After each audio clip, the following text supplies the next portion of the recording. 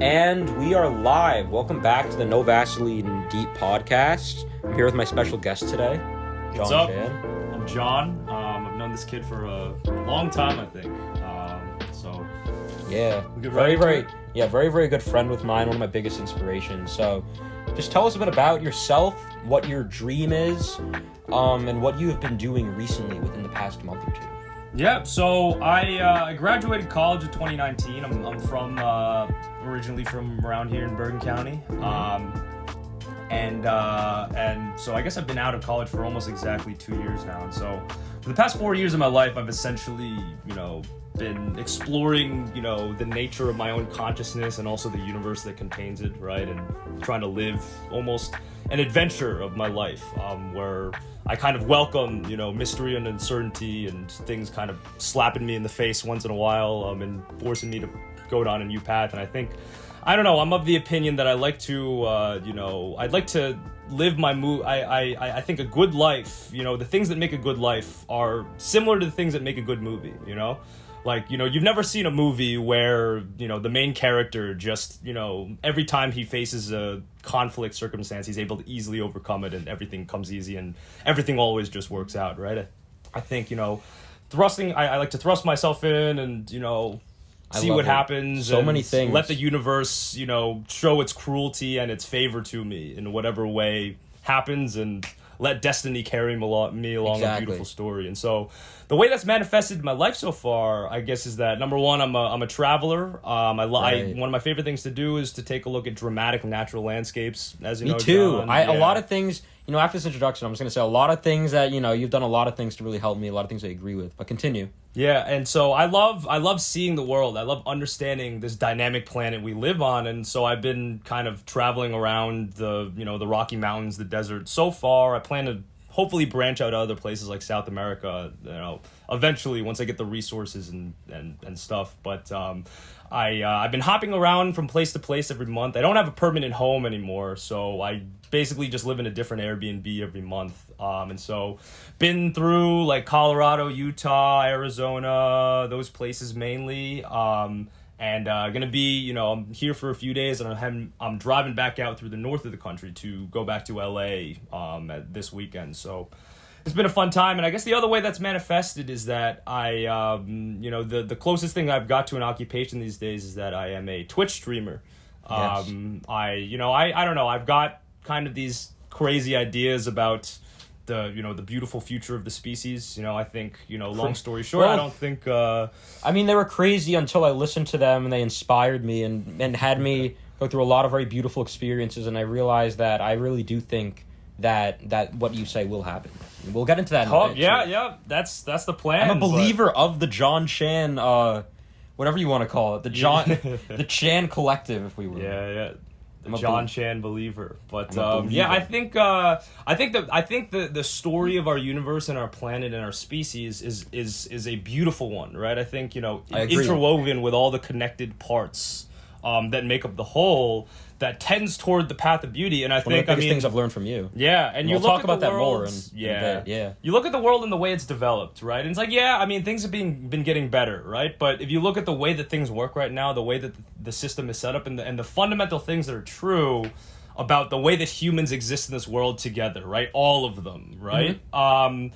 I think it's clear to me that the end of the story is not here yet, right? Like the end of the story, the end of the beautiful story of humanity is not going to end with us just continuing to do the things that we're doing and living within the systems that we're living in. Within our artificial human constructs, all the things that we think are right and wrong, which isn't even a real thing. Not necessarily that. I'm talking about the actual physical structures of society. Oh yeah, you mean that? We can talk about right and wrong and how all these constructs later too, which I think which is a realization I've had, that to me all these things are constructs. But, I agree without getting too into depth about what we exactly mean. That's right, all the structures of society we've noticed always come to an end, right? Well, all that's different types of structures. I think that's a thing that's been true throughout history, right? The one story you learn when you study, the path of human history from Mesopotamia all the way to over here is, every golden age has to come to an end, right? But I think what I'm speaking to more of right now is that it's like you look at the way that the world works, the way that it's structured, the way that people are living, and it's clear to me that going in the directions that the world is going in right now is not going. That's not where the story ends, right? I don't think that the beautiful destiny of humanity involves people spending 8 to 10 hours a day working a job they hate just to put a roof over their heads and food on the table. 100% agree. I don't think that is where the beautiful story of humanity is supposed to end. Part of the reason I started my podcast is because I realized a lot of these things from you, and why I want other people to realize that too. Yeah.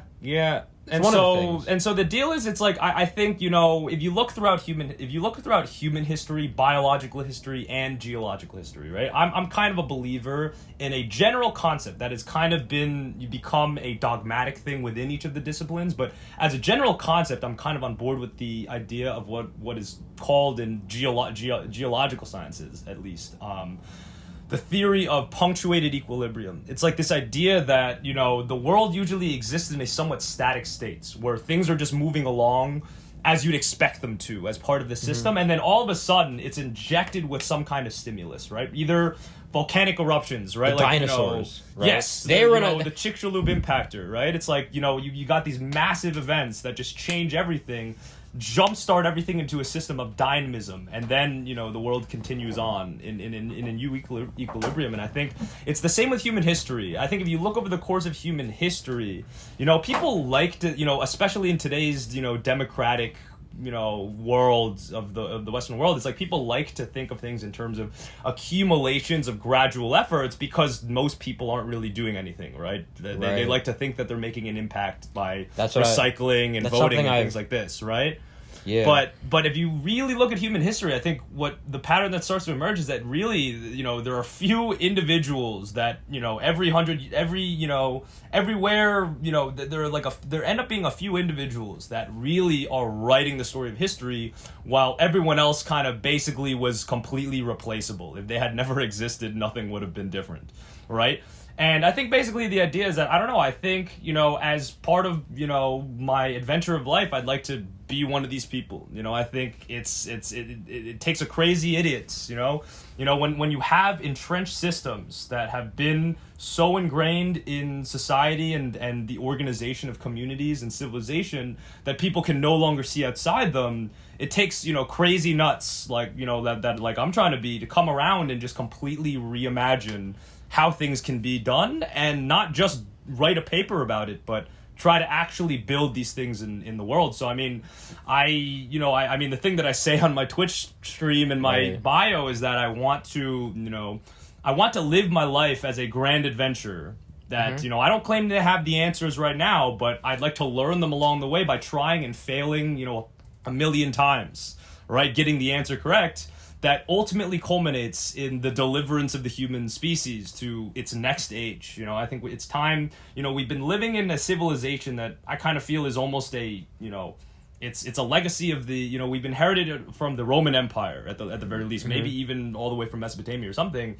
And I think it's time to change. I think it's time to reimagine how humans can live together in a way that where human relations are dictated more by compassion, kindness, and love than power and That's control, the biggest thing I've learned from you. That's something I want to get into more in a bit.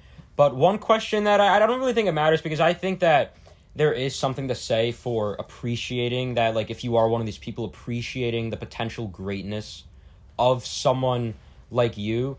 But this is kind of a random question, but to you, do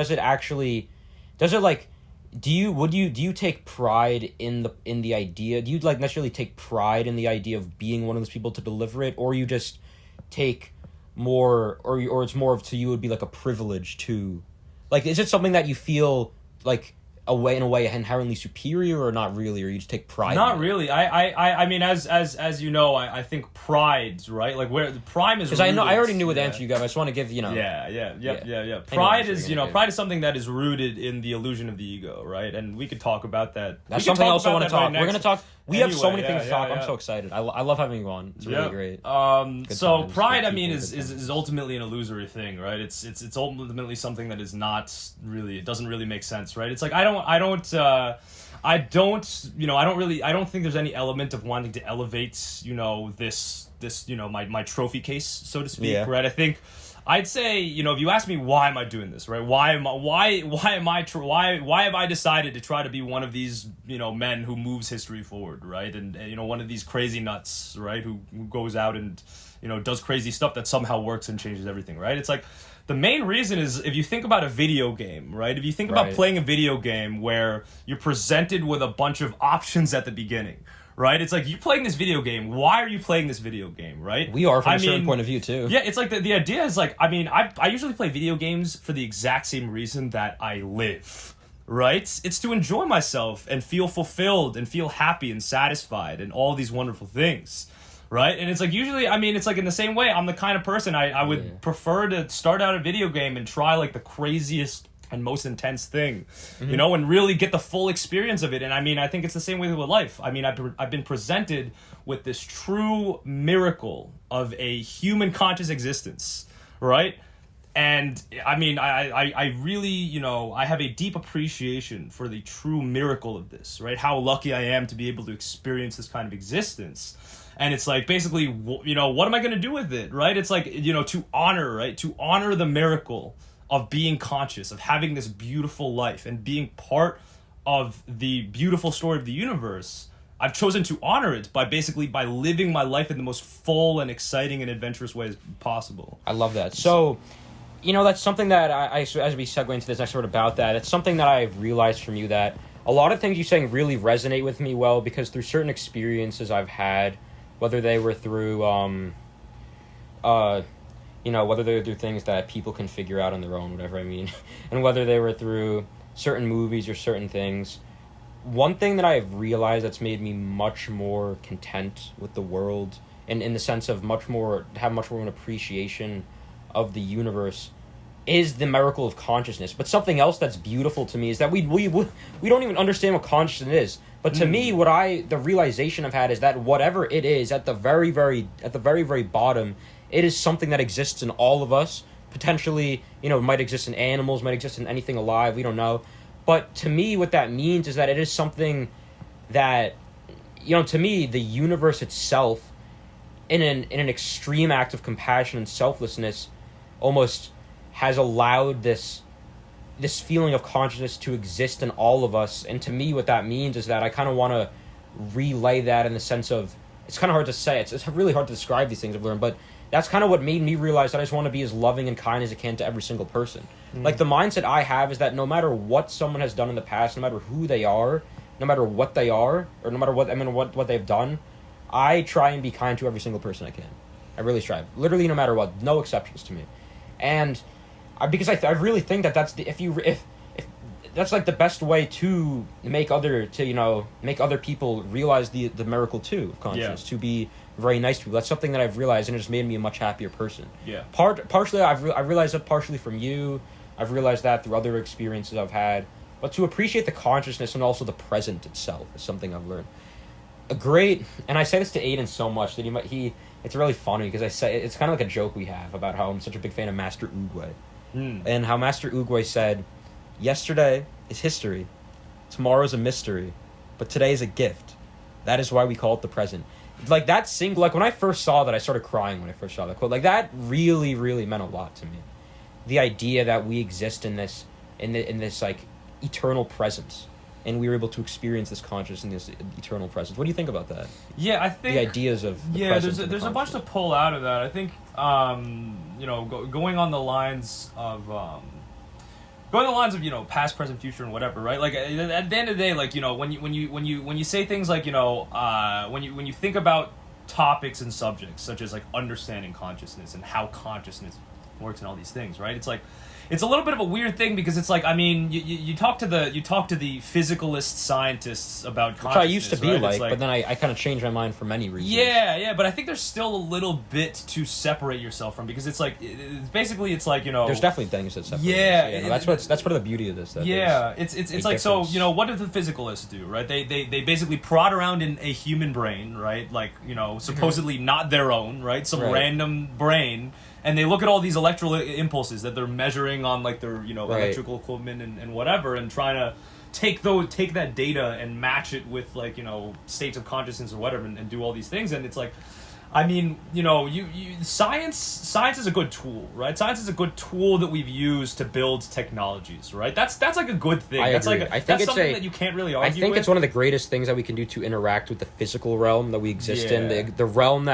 the realm in which our consciousness interacts with all the senses that we have. I think that's one of the greatest things to do it that way. Yeah, but here's the deal, though. I mean, right? Like, the point is, science is a good tool, right? It helps us build things, right? Like, I mean, humans, biologically, that's kind of our deal, right? We're tool builders, right? But the thing that people tend to do these days is they take this, what has always been meant to be a simple tool, Yeah, that's what I and mean. they elevate Exactly. it to, like, this moral standing of what they call truth and belief. That's right? what It's that's like how, you that's take- literally how I used to think. But to Yeah, me, like yeah, I yeah. realize, you know that you Yeah, know that, yeah, like, yeah. but I realize that, you know, and you probably agree with this. Part of the reason that I don't think that way anymore is when it's something like that doesn't really matter if that's like whatever you define as the truth or not. And why would I choose to live that way if there is another way of appreciation or beliefs that might make me happier? You know what I mean? Like, why would I choose to worship science as a tool if instead I could be more spiritual? Well, in ways that So it's not necessarily. It's more of a matter of like the actual philosophy behind it. I guess I'm trying to point out essentially a way that, you know, people are somewhat misguided about how the whole logical and philosophical system works. Right? It's like you have this tool of science, right? That you use. You know, you've got the scientific method, right? It's like all based on what you call the principle of uniformitarianism, right? The idea that processes that you've allegedly observed in the past happen a specific way. If you do that, then the way that it'll happen will continue into the future, right? And the deal is, it's like, at the end of the day, when you look at physical science and you're looking through microscopes and collecting data, like, you know, you could use it as a tool, but when you abstract that to the level of, like, you know, some kind of objective truth that exists in a space that is somewhat separate from the physical world, it gets a little bit murky and it doesn't make a lot of sense because, you know, at the end of the day, when you think about your consciousness, right, it's like you have no evidence that that's what I mean. There's actually a consciousness in me. I have no evidence that there's actually a consciousness in you, right? Like, you also have no evidence that the universe was created more than 2 seconds ago, right? Like, for all you know, your conscious experience right now in this moment could very well be the result of some god creating this whole universe literally 2 seconds ago.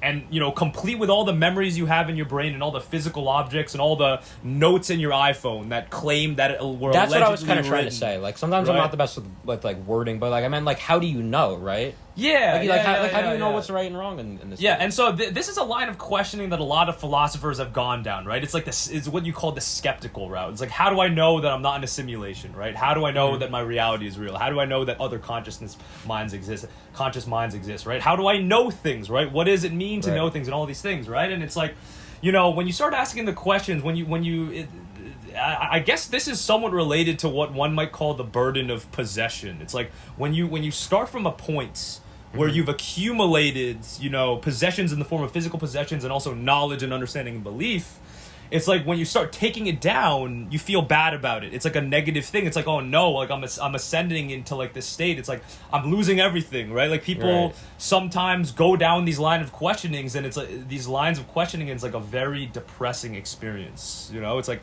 people often, I mean, what a lot of philosophers that I've talked to do, I mean, they literally they get to a point where they just stop. They say it's not worth asking questions anymore. Like, I'm just gonna paper over this, and I'm gonna leave this to the philosophers that specialize in the skeptical hypothesis, right? I'm just gonna work on my moral ethicist, right? And the deal is, it's like, yeah, that's kind of where you come to when you start with this society that kind of teaches you that you deserve all these things and teaches you to rest in, you know, what you've built. That's something I want to say in the past. And unless I have a different, and unless I am not thinking the same way as you, that's something that's like a realization I've came to, is that I've noticed that, like, humans, like, tend to be so confident in what is, like, right and wrong, and what is actually like what is actually, like, supposed to, and, like, what you actually, like, deserve and don't deserve, and, like, how things should be, because, like, we think that, like, we understand how things should be, but really there's no, like, right or wrong way to say how things should be. That's something I've kind of, you know I think what I mean? that is what I would say is kind of part of what I view as a larger and more underlying thing, which is, like, I'm not sure if this is part of our biology. I'm not sure if it's part of our nature, but it's certainly ingrained in modern humans almost everywhere in the world, this idea of accumulating value. You know, the idea of accumulating value over the course of your life that you take pride in, that you gain happiness from, and then you have this desire to protect and maintain. Like that's like how I used to believe. Like I don't really think that way anymore. To me, that just doesn't make a lot of sense to me as much. I guess, yeah. I mean, the point is, I mean, humans are developed this way, and it happens, right? And it's like, I mean, it's an unfortunate thing, but I mean, this is, I think, you know, going on the things of right and wrong and belief. I think for a lot of people, one of these things, right, one of these many things of one of these many items or points of accumulated value is like their moral system, right? A lot of people take pride in their moral, ethical, logical, philosophical beliefs. You know, it's like something that's different from scientific beliefs. It's like, it's pretty interesting. I could send you a paper, an interesting standard orthodox philosophy paper. That's a very good paper. I tend to think that orthodox philosophy is a little bit of a silly thing usually, but some papers are really good. One of them is called Why Political Beliefs Are Irrational. It's like this whole thing. We don't have to talk about it now. I'll send you the paper. It's pretty interesting. Right. But it's like, I really believe that, you know, people kind of, it's one funny conversation that I once had with someone is we were talking about the phenomenon of like, we were talking about the phenomenon of watching a movie. And I think he was telling me that he watched this movie and he watched it once originally and then found out that one of the main actors was involved in some, some unsavory dealings, right? Like maybe was doing some racist shit or whatever. And he said the second time he watched it, it was like hard to get over that. You know, it's like, that's what I'm saying. I don't believe, and that's one of the messages I've been trying to spread to people, which says something that to me, this is like a realization that I kind of learned from you, is that as I said before, to me, as I said what I said about the quote about yesterday's history, to me, I like to think of that in the sense of whatever they have done in the past truly doesn't, it can affect the present, but it truly shouldn't. To me, I think all that matters is the present moment and being kind to people in the present. I try not to, I would try not to be like that, where I would have like a different outlook now that I know that about that person, you know? Yeah, but I don't know. Okay, so that's one point. But the point I'm trying to make here is that so we were having this conversation. They told me this, so I was like, yeah, like, I mean, you're just watching a movie, right? Like, in the movie, they're not even that person. They're an actor, right? They're playing a character. Like, well why should that affect? Why should what the actor themselves does affect your experience of the movie?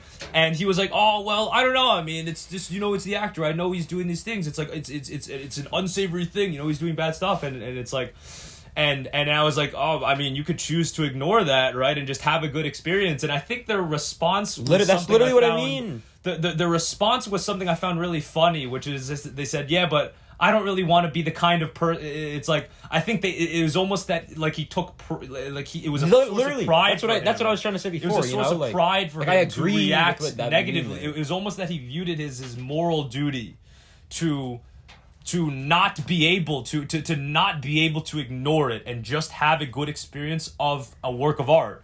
Right? It was it's like he felt it was his moral duty, and he took pride in feeling like indignant, watching the movie with this actor who had committed some kind of atrocity or something. That's exactly what I mean. I mean, I know sometimes it's like, I feel like how I word things, I might be able to tell, but I 100% agree with that about what you were saying. You know what I mean? About like how people, I don't think people should really like take pride in things like that. About what you like. Like, I kind of used to think like that too, but like, I don't know, it just didn't really make any sense to me because, well, one, as I said, why should we? These are all just like, the idea of needing to take pride in that is all just like an illusion, and it's all part of the ego. And two, why would I try and do that and like take pride in having these like hateful feelings toward these people if it made me a less happy person? Yeah. You know what I mean? Yeah. I think that's, I mean, as I agree with you on that 100%. As you know, that's like part of the stream, right? It's like, it's like, I I think like there's so many people out there who just assume that everyone agrees with them. They assume that either everyone agrees with them on this point, or everyone who disagrees with them on this point is a despicable person, right? And the point is that positivity is good. Literally, kindness is good, happiness is good. It's bad. I don't believe. Right? Yeah, I don't. And it's like exactly like. And so I don't believe in bad people. I don't believe that's a thing. Oh no! Like, I mean, no, it is. No, it is. Like people can do things that are like not good, but I don't believe in. I see. I need to get better at wording things. I don't believe in because like, that could be taken definitely the wrong way. I don't believe in like using things that might be considered bad to use that to be mean to a person. Yeah, but okay. Anyway, the point I'm trying to make though is not about that. It's about the point is that you have all these influencers, right? You have all these. There's so many people out there. I see them all the time. It's like they're always preaching positivity. They're saying, yeah, do this, do that, whatever. And their strategy is it's almost like a policing strategy. It's like it's understood by them and all of their followers and all the people they speak to that happiness is good, positivity is good, wholesomeness is good, whatever. If you believe this, you're a good person. If you're against this, you're a bad person. If you do these things, you deserve we'll give you retribution, right? And it's like I think that's I don't know if you're doing that kind of I think that's not true positivity. I've talked to people about this on my stream. That's what I mean about being positive to everyone. I think true positivity is actually being positive to everybody. Yeah, but it's not just so the idea is that my strategy, right? The thing that I do on my stream is I don't just like tell people be positive and whatever. The idea is to show people. It's like, I'm gonna put these videos together, right? Like how to deal with, it's like dealing with a high school bully and whatever came in my Twitch chat and whatever. But it's like, showing people. It's like it's like you can't just tell people. You can't just like feed people some dogma that positivity is good, everyone should always be happy and no one should ever be mean to other and police you have to show all the people, right? It's like I want to show people, it's like the people who are negative and the people who are toxic, I don't like to handle them by putting them down and like making, and also it's almost like holding a public execution, right? They try to shame them, right? It's more like I want to reform them with kindness. It's like I want to show people. It's like it's not even it's just a matter of showing people how fun it is to be kind, to be positive, to treat humans with compassion, It's like you can't just tell people that it's better. It's like I'm showing them that it's fun, right? It's not even in your best interest. Like you can choose to be a mean, nasty person, whatever. The biggest loser is you because it is so fun to go through life trying to lift people up and make people happy. That was a Jon Chan moment. That was a Jon Chan moment. Jon Chan. That's what I was kind of saying before. You know what I mean about how like, it literally as I was saying before. Why would I? And unless you have a different understanding of like, why would I try and be like that to, like act as if like they deserve something bad? Like that would just to me that's just like not as fun of a way to live. I find I find it more fun to just be positive in that sense. You were gonna say something else about that? And so the idea is, right, it's like I think one thing I'd tell you, right, as advice and also podcast and stuff, it's like the language you choose is important, right? Because like when you say things like, oh, why would you do this? I wouldn't do that, is whatever. It's like I think the proper language is like, people do what they do, right? It's like there's no reason to question why things are in the universe. It's more of a like, I welcome the possibility that some people have a lot of fun being negative, right? Some people really enjoy that stuff, but it's more of a matter of like, it's like try this out, right? Like when I speak to people, it's like I don't like to go along lines of I would never do this. This seems so bad, or this seems so good, or whatever. It's like I did this, had a lot of fun. Why don't you try this out? Watch this video, try this thing. Maybe come to my stream and interact with me and see me being positive and how fun it is. And that's how I nice learned and compassionate to people. That's what made me what I think, because that's literally doing that is that's when I decided to be a much kinder person, when I decided to try it out. And that's something that I'll admit, like I'm like not afraid to like take constructive criticism. Like I'll admit I'm not the best at showing people. One thing I've noticed that like my goal of my podcast is to kind of make people feel, well, not to make, but like to show people the opportunity to feel a similar way of just being because to be happy through being kind. That's my biggest thing, is kindness, that I've taken away from you. But one thing that I'm really trying to get better at is actually showing it to people instead of telling people. And I've noticed there's there's a big distinction. Once I can get better at that, I feel like I'll be much. Yeah, that's the difference between a professor and a shaman. You know? Right, and that's something else that that's something else that I think is important that I think you've talked to me about before, about the difference between, I think you told me about the difference between like constructive criticism and someone actually criticizing like what you do, about like a dream, like if you have a dream, you shouldn't let anything anyone says stop you from pursuing that dream. However, it's good to take like constructive criticism that can better help you achieve that dream. Yeah, for sure. I mean, that's something. That's another thing I've learned. Yeah, it's important. So, on kind of a segue to another topic that I've really, something else it's kind of a very general question, but I guess I'll get into the actual question in a second. But something that I've learned from you, and how you love, things like food. You've showed me like when you recommended Shanice, and like you've showed me all this great food, and like how you love to look at nature and all of these things. Something that I've come to realize, and I kind of want to hear your thoughts on this, because I've come to realize that I honestly think that it is very important for us to in order to be happier people and to have greater consciousnesses, to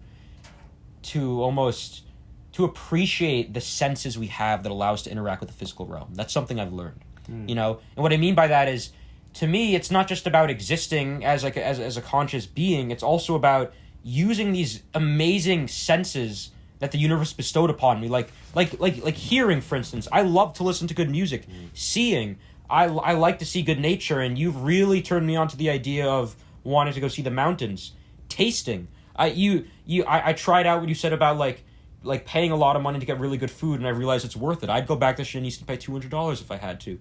Anything. What do you think is the importance of of sensory input in that sense? So I think I think this is a good topic. One thing I'm a strong believer in. I don't know. Maybe I'll call it a movement one day. Is what I call anti-reductionism. I think the human brain, I think, anatomically wants to be reductionist. What does reductionist mean? It's So I'll get into it. So I don't know what that means. But the idea is that it's like, if you think about the way that humans live in the world, right, and interact with their environment, it's like, why were we able to rule the animal kingdom, right? It's because of our ability to basically be reductive, in the sense that, like, what do we do? What is the foundation of human thought and everything? It's language, right?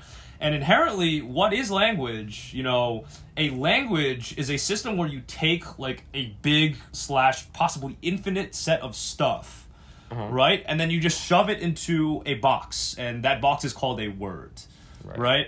And it's like you take this one word to represent all these things, right? And I mean, you need that, right? To even communicate with people, that's something that's necessary, right? But it's like, you take these, you take the large, complicated, and ultimately ununderstandable universe, and you try to put it into like these little boxes that make it easy for understand, right? Like you build this system within your brain. That's another thing to I've understand learned. To me, the beauty of it is that we won't really ever understand fully.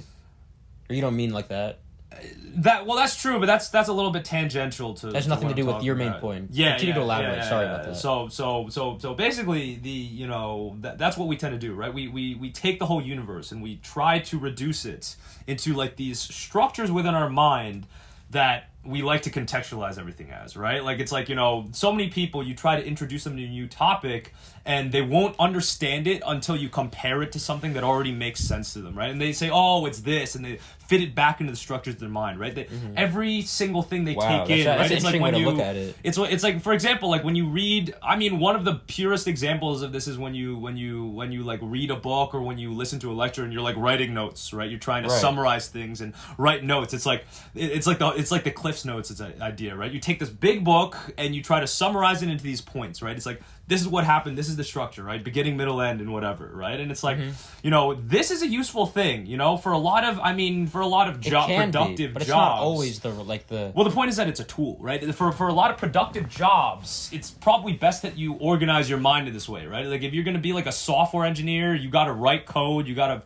to deal with your responsibilities. It's good to compartmentalize these things and whatever, but I think if you want to be an adventurer, if you want to get a rich and full experience of all the things that this world has to offer, I think one of the best things you can do is jettison reductionism, like all the structures that you've created within your mind to basically be able to contextualize the things that happen in the universe and understand the way that the universe works, I think is ultimately something that kind of removes you and separates you and puts like a obscuring cloud between your consciousness and the underlying reality. It's like for example, like when I listen to that's actually, no, go ahead. One example is this is like it's like I think when you experience something like a video or a book or even like a speech, it's like I think the best way to do it, if you're truly an adventurer looking to really experience the richness of the conscious universe,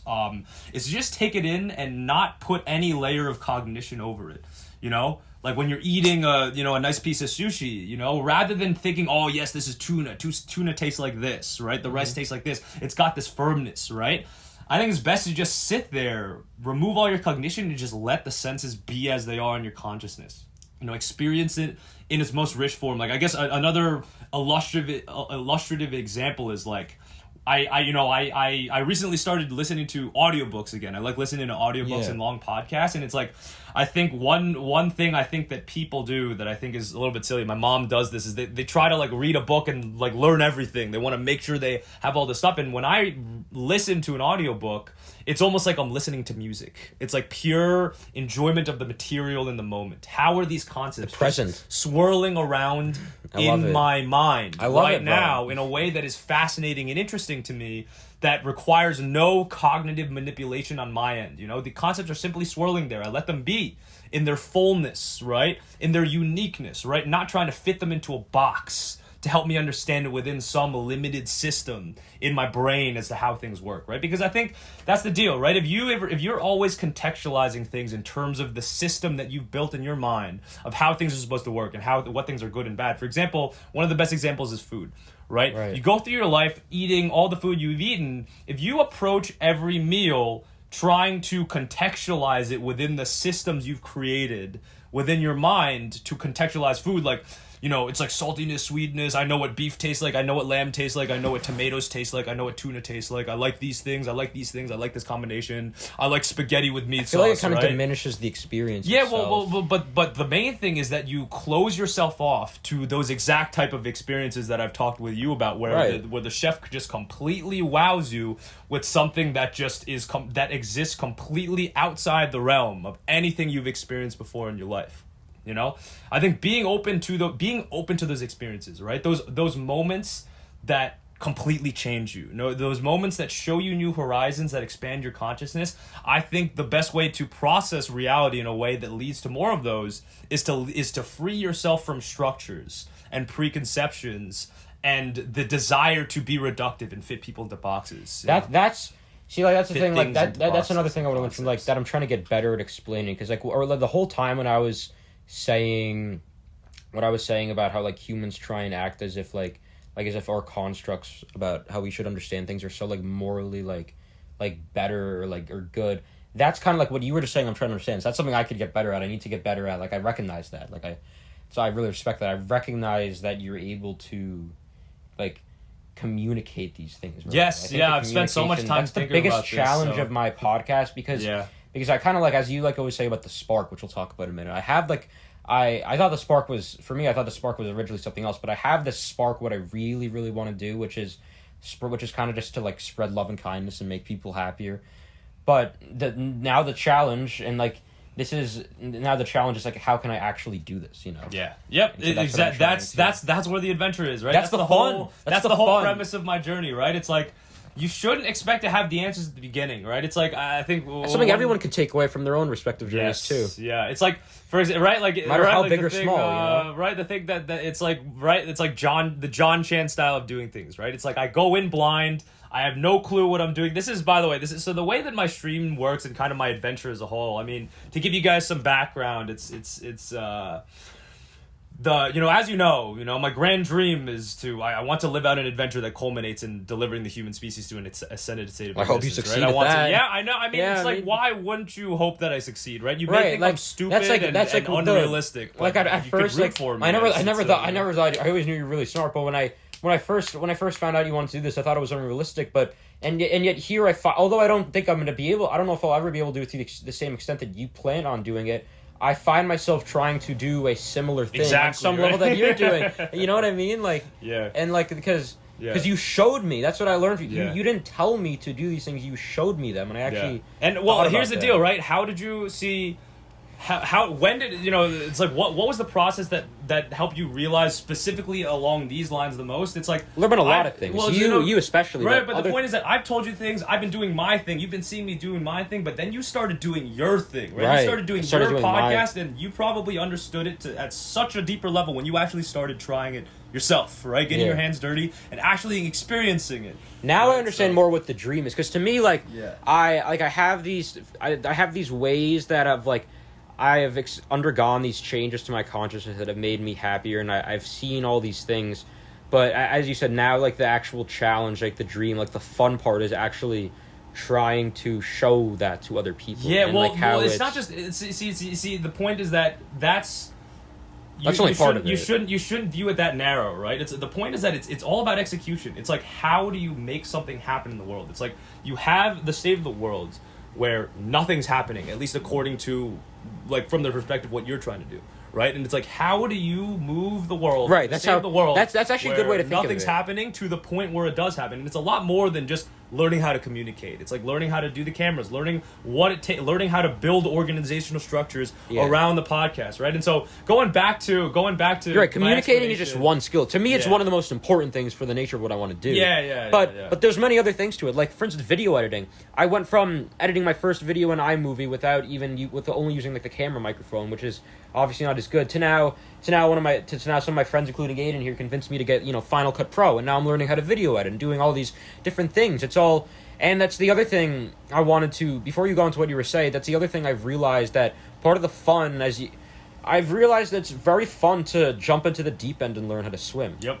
That's the same thing with Final Cut. Like, I just got this $200 video editing software, and I'm figuring out how to do this all. I'm learning how to do all these editing. This editing. I have Sunday, May 9th, of my first podcast episode coming out, and I'm like learning how to do all these things. It's very fun. It's a very fun experience. Yeah. And going back into the way that I like to do things, I call it. I mean, on the stream we call it the Jon Chan style of doing things. It's also how I, in addition to doing it with the actual organization and the business of it and the stream, it's like I also do it with the video games I play. I like do this with the new video games I've never seen before. But it's like, the idea is, I think being adventure really requires some level of like a constant state of being overwhelmed by things. It's like a constant state of failure almost. It's like you toss yourself into the deep end blind. You don't know anything that's going on, and you just have to figure everything that comes along. You got to figure it out before the time is up and you face some consequence, right? It's like, the deal is, it's like, you learn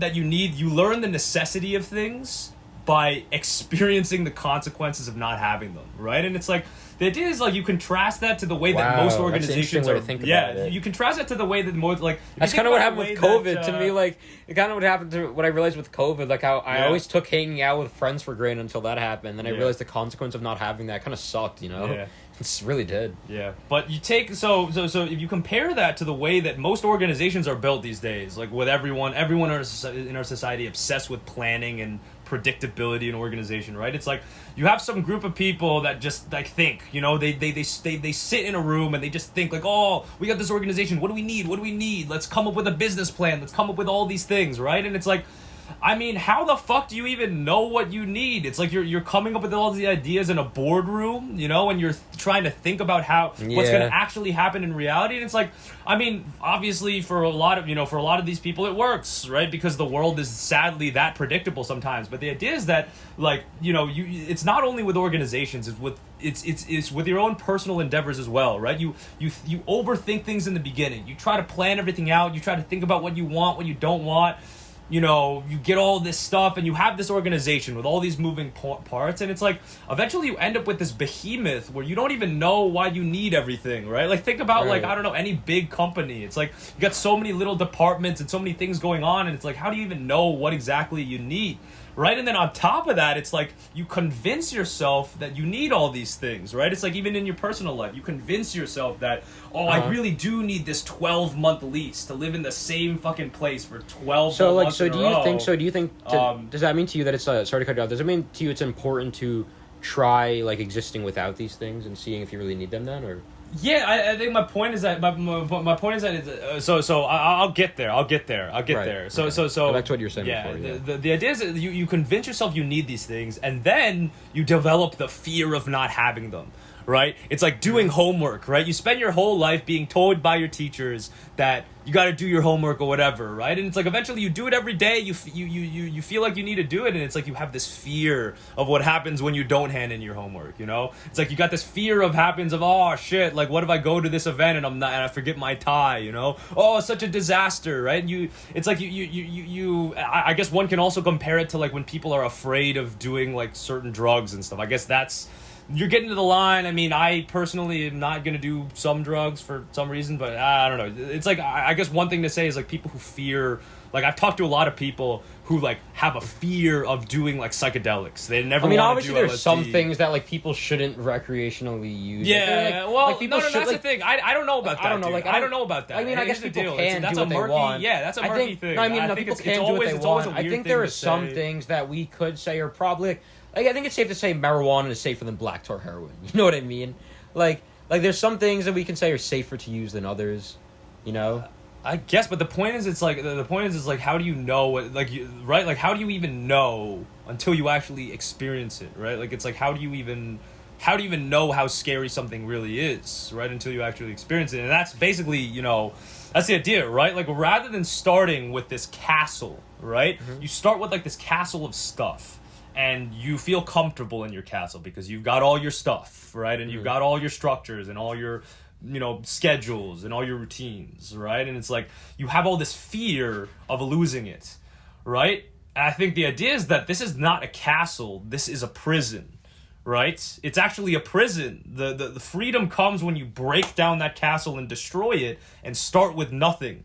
You know, you develop an appreciation for things by actually experiencing them, right? Exactly. You like what you showed me, like with my whole podcast, and the whole idea of that. But what I'm saying to you is to trying to like get you like a clarification on what you're saying. So then how come, by that logic, like how come there are certain drugs that you wouldn't plan on even touching in the first place? Oh yeah, because that's what I mean. Like there's some things I wouldn't want to touch. Like I wouldn't want to like, you know, I wouldn't want to touch like black tar heroin. You know what I mean? Yeah, like, it's like a weird situation. I describe it more as that I don't know. I don't have any machinations. I don't have any desire within me to do these things. I don't know. I think that's an issue I'm still kind of working out a bit, right? It's like, it's like, do, you know, right? All these things, right? It's like, in the same way, I don't know if the universe is more than 5 seconds old, right? It's like, I mean, I think it's you know, it's important to be careful about saying things like, oh, you shouldn't do this, you shouldn't do that. It's like, you know, once again, we got no experience, right? Like, what if all the people who do heroin and overdose and die are actually experiencing like nirvana, right? When they're doing heroin. Right? Don't give people too many ideas. I know. I'm not encouraging people to do heroin. I'm talking about I'm just kidding. Obviously, very unlikely obviously, hypotheticals, right? But it's like, but the point is that it's like everything. It's a possibility that you have to welcome, and it's like whatever. I mean, the point is that I don't think I'll ever do it, right? I don't. Right. I think that's kind of where I've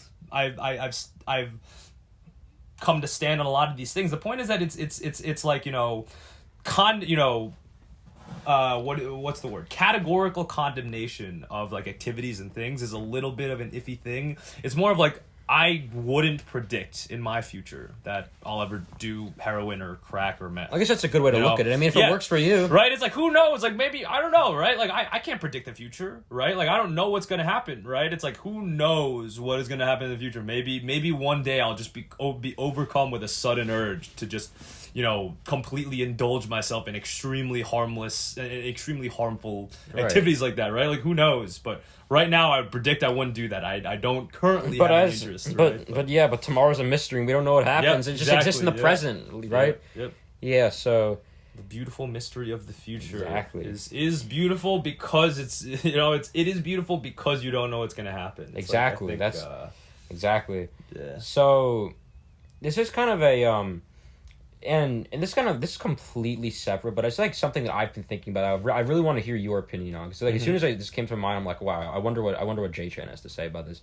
And so I try not to worry about it, because then I realize what I think about the importance of existing in the present. But one thought that almost scared me that came to my mind is the idea that I feel like I don't have the ability to comprehend the possibility of my consciousness coming to an end. And as beautiful as that is, at the same time, that almost scares me, the idea of that, like, whatever it is that will exist forever. What do you think about that? Like, yeah, death is a complicated thing. Yeah, because I personally don't believe that when we're dead, that all perceptions of whatever reality, whatever it is, are gone. Yeah. But at the same time, it's a double-edged sword. I also wonder, like, as I said, I try not to worry about the mystery of tomorrow too much. But like, I also wonder, like, I wonder what it really means for something to like be infinite, truly, you know? Yeah. Like I'll admit, like, I can't comprehend the idea of that. Yes. Infinite. Yes. And so I try not to worry about it for that reason, you know? Infinity is a deceptively difficult concept for humans to understand. I agree. I think, I mean, right, there's all this stuff of the infinity existing within the moment, right, and all these things, right? I mean, I think that, you know, these things are things that you just have to understand, and, you know, you can't really talk about, because, you know, it doesn't really make sense unless you have the realizations yourself, right? So it's, I mean, it is how it is along those lines. But yes, I agree. Death is tough, right? I mean, I'm not scared of death at all. You know, it's just like, yeah, I used to be. I mean, as you may have known, I mean, I went through. I mean, so I guess a little history on me for the viewers, right? That you already know this full story, right? I mean, the big thing that happened in my life is that. Yeah, well, not. I mean, I guess we can talk about that. We'll talk about it later. I don't like calling it in. We could talk about ego dissolution. We could talk. I'll tell the story, and then we could talk about. We could talk about the nature of the ego. I think people should hear about that. Ego is a thing. Ego is a thing that you can't really like get into in its fullness. You kind of just have to use metaphors and analogies to get people understanding. Right. Anyway, I mean, the story you were saying. Yeah. So the story of me, the Jon Chan lore is. I entered college. I mean, I was a very accomplished high schooler. I won.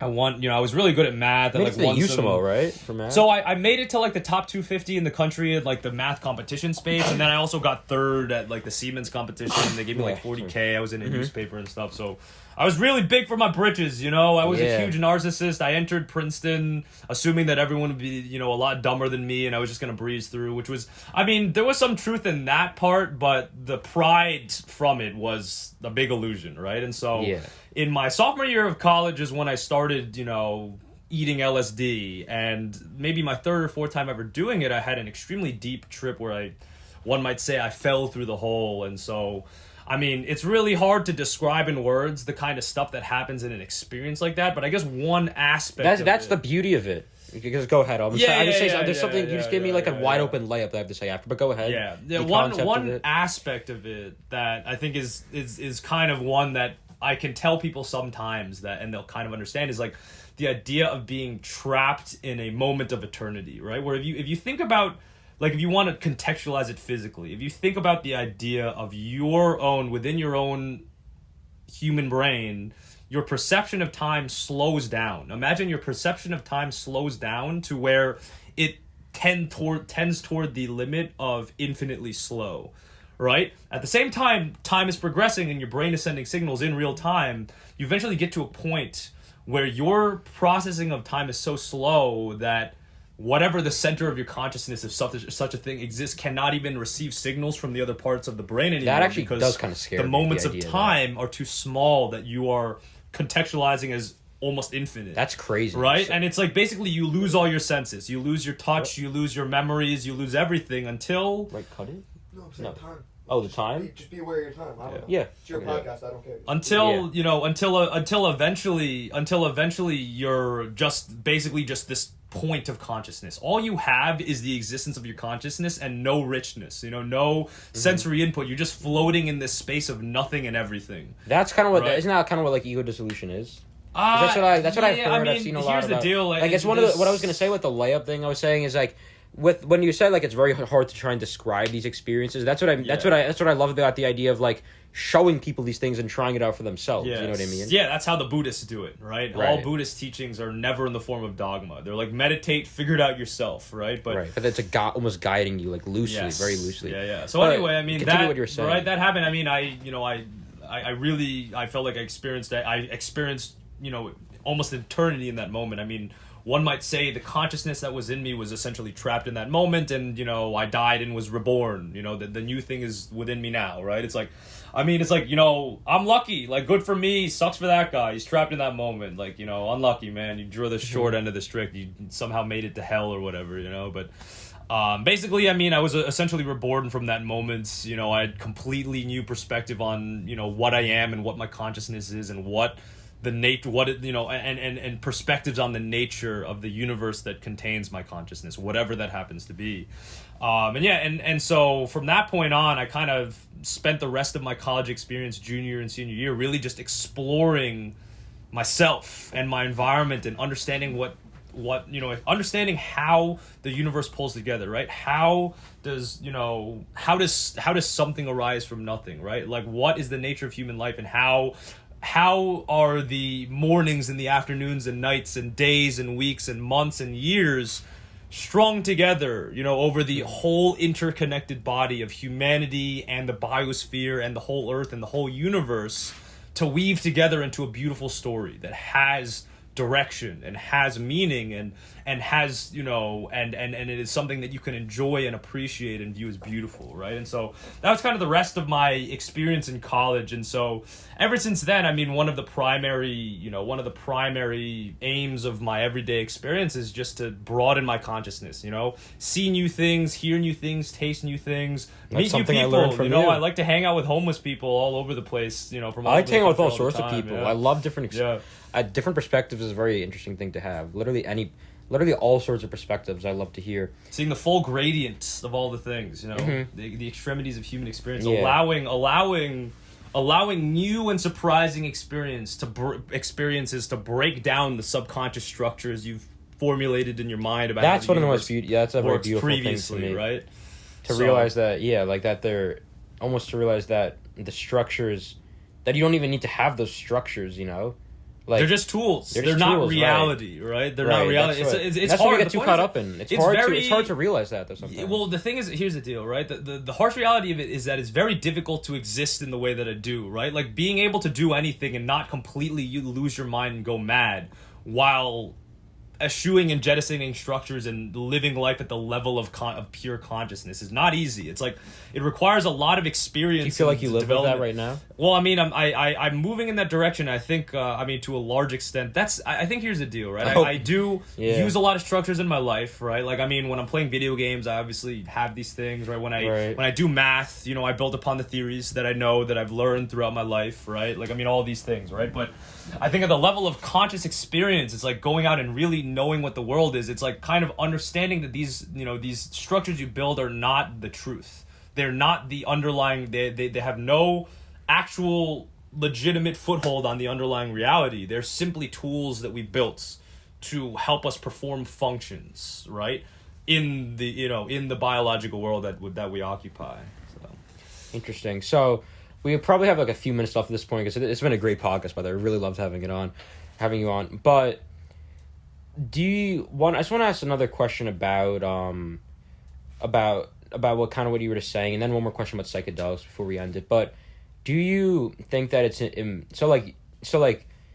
do you think that anyone can make significant progress in that direction towards pure consciousness?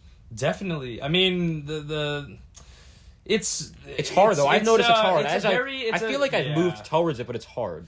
It's a very weird thing. I mean, there's so many different dimensions of it that have to evolve together. It's like, I think when you get to the really complicated things in this world, right? Like the things that I think are what I call easy, or the things that are just that are kind of linear and simple, and one step follows after another, right? It's like, for example, literally what everyone always talks about when they're trying to reference something that's complicated: rocket science.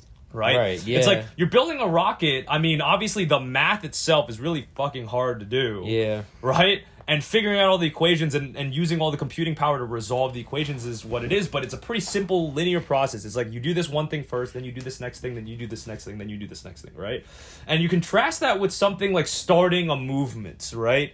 Like, you know, or starting a revolution. Let's say you're starting a revolution in, like, you know, Cuba or something, right? It's like, it's not a simple matter of just one step following another, following another, following another. You have all these different things. You have to balance, like, your support base and all the people against you. You have to consider, you know, to what extent are you on the radar of the authorities that might squash you, you know, like, you know, what, you know, how do you gain more followers while still keeping your followers involved? Like, all these things have to evolve together, right? It's the same thing with building a business, right? It's not as simple as opening A, B, C, D.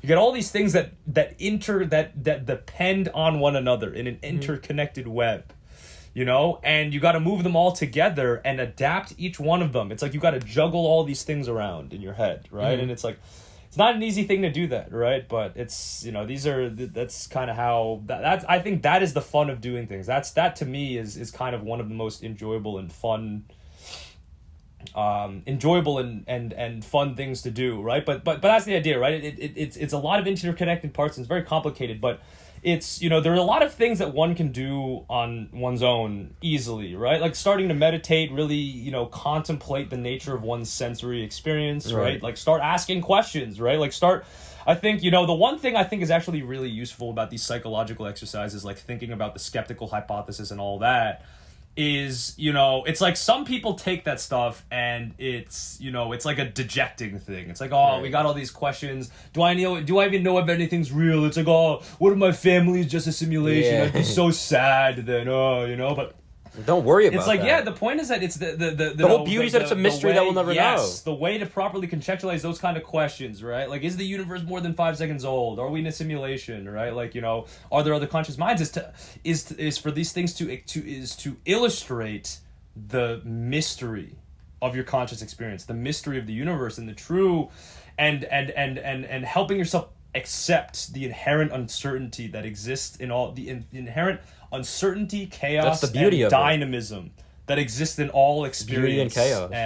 In the universe, right? And so these are things, but it's hard to really make this progress when also shackled by all the, you know, the elements, all the things that, you know, that make us unfree in modern society. You know, it's a difficult thing. It requires resources. I mean, unfortunately, there's a reason that most movements of consciousness, from all the way back to the ancient Greeks with Aristotle, all the way to the 1960s, right? Like large, you know, you could look at these movements and, you know, the harsh reality of it is that mostly they're instigated by people who are very affluent and comfortable and wealthy, right? And it's like, it's not because it's not like, it's not their fault necessarily, right? It's like, you kind of need that in society to be able to free yourself from all the shackles that are placed, you know, in the form of debt and whatever, on people to really be able to consider existence in a state of freedom. You know, it's weird. I guess this is one of the things I was wanting to talk about it today. I guess maybe it's nice to get into the end, like the nature of freedom, right? This is something that go ahead for a few more minutes. I think it's very dear to me. It's like it's a primary cornerstone of how I live my life, and I think so many people don't quite understand what it is, you know? Like you have all these philosophers who have been trying to use logic and words to describe the concept, and most of the time, continuing to this day, there's so many arguments of the actual logical nature of what it means for something to be free, right? It's like you have all these discussions about free will and determinism and all these things, right? And it's like, I think freedom, like almost all the other beautiful things in the universe, is just something that can't really be boiled down to simple words and logic, right? But every human has some level of connection to it. You know, that's almost what it means to be human. You know, you have some level of connection, what it means to be free. And it's like, you know, it's hard to put into words, but actually I was thinking about this today while I was walking through the city, and I was actually in this situation. Yeah. But I think, you know, when you ask about what I think it means to be free, and what freedom really is to me, and what it really is, I think one really good, practical, everyday, illustrative example that I think is, you know, I think anyone can really understand this at a visceral level is like, think about how it feels to be walking around anywhere, right? and you gotta pee real bad. Yeah. You gotta take a mean piss. You've been drinking water all day and you haven't let it out, you know? And you're searching, you're hunting, you're walking as fast as you can from place to place looking for a bathroom, right? And then you finally find a bathroom, you let out that pee, and I think freedom is how it feels when you have emptied your bladder and you walk out of the bathroom. Just imagine that feeling, you know? Yeah. After you've been walking around, you've been walking with purpose, right? You maybe have been running, right? You've been saying, I need to do this, I need to empty my bladder, I need to go. And then finally, it's done. You can feel relaxed and you exit that bathroom. It's like, the shackles that have chained me for the past 10 minutes, that have forced me to live this like animalistic existence, like, you know, beelining towards the next place that I think I can pee. That's a good analogy. It's, you know, I've been released. Too. It's like, I can rest. I can just appreciate this moment. It's like you start. One thing I know, this happened to me in the city today, and it was like, it was so clear. It was like I was walking so much more slowly, you know, when I exited that bathroom. You know, it's like, I don't know. I think that's. Whatever you want to think about freedom, I really think that's a nice little analogy. Right. You know, that is one of the things that you experience every day that really captures the essence of freedom. You know, that feeling when you walk out of the bathroom into the sunlight. You know, you're finally free to appreciate the things around you and look, rather than just be beelining and have the blinders on trying to find a bathroom to, you know, to relieve yourself of this biological prison, essentially, of having to pee. Right? Yeah. So. It's a funny way of saying it. And so, like, last question, I guess take like a minute or two on this to make it kind of brief, is, I guess it's kind of like more of yes or no, but you could go in a minute depth, is, so something that's really interesting what you said about the experience you had on that one LSD trip where, like, it felt like an eternity. Do you feel like the actual time, does it almost feel to you to this day that the time that took was actually like felt like a longer time than your whole life has been? Like, yeah, it's that's like kind of that, I don't know if you know what I'm saying. Yeah, like, that, I mean, yeah, it's like not really in the same it's way. It's actually really complicated. Interesting. Yeah, I mean, it's pretty. Yeah. I think the answer is probably yes. Like, I understand that moment was a complete departure from normal reality, and the sense of time. I mean, I really do feel like I have eternities of experience, of some kind of a conscious experience under my belts, you know, through that experience, right? It's like, I don't know, I really, I mean, this does sound a little bit arrogant and jerkish, but I mean, it's the reality. Like, sometimes, I don't know, I'll be talking to people decades older than me that, you know, are acting and speaking immaturely, and it's just kind of, I almost contextualize them as children sometimes. It's like, you haven't been through lifetimes, you know, it's your first lifetime, you know, you haven't wrestled with the questions. It's an interesting experience. Yeah. Anyway, it was really, really great having you on. Absolutely, it was just fun. Really great podcast. Yeah, I loved back. it. Yeah, definitely we'll have a round probably 2, remotely, round 3. Probably eventually, yeah, we could definitely do that. Or in Colorado, bro. Who knows? Back when you're out there, let me know where you go, because I mean, you'll be in there summer. I haven't decided at all. I mean, as you know, we're probably gonna go. It's more than likely that Tony and I go. So let me know when you go, and let me know where you are. I mean, we'll see. I'll see you around. Yeah, we'll see. But, I mean, yeah. Anyway, thank you.